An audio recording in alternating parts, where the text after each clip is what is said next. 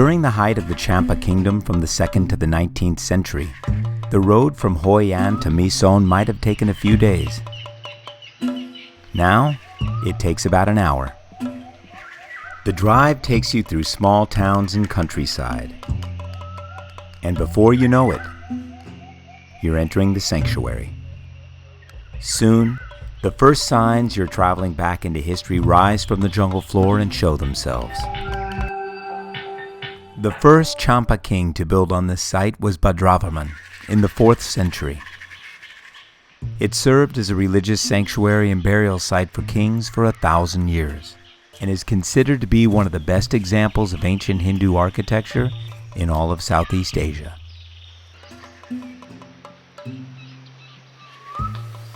The rustling of the wind through the leaves and the gentle waters flowing in the streams are nature's time machine, and make it clear why the Cham chose this valley to build a religious sanctuary. You can't help but feel connected to the earth in this place. It's timeless. The material used to build these structures was primarily red brick, and they spring from the earth through gashes in the surrounding jungle. The Cham were a major power in this region for over 1,500 years, and things weren't always so peaceful, as they lived in a near constant state of war with the surrounding kingdoms. It is tempting to believe that the Cham people here were a peace-loving people because of the temples they left behind, but in fact they were basically pirates that made their living by raiding passing ships and were in a constant state of war with the Vietnamese and the Khmer down to the south, and in fact were defeated and completely absorbed by the Vietnamese people here in this area. Sometimes looks can be deceiving. As always, the victors write the history books, and not all historians agree the Cham were pirates.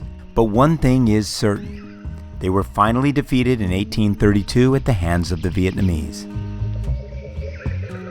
Though much has been destroyed or removed through the years to places like Paris and Hanoi, ongoing restoration with assistance from countries around the world are helping to preserve and stabilize this UNESCO World Heritage Site. As an American walking the site and contemplating Vietnam's tumultuous history, it was hard for me to look at these ruins without regret for what might have been.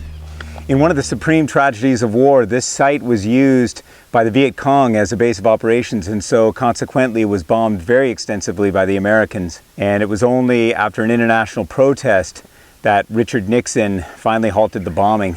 And locals tell of a story of an American sapper team, that's an explosives team, coming in here with the South Vietnamese by chopper and demoing this entire place out of spite. And I hope as an American that that is not true.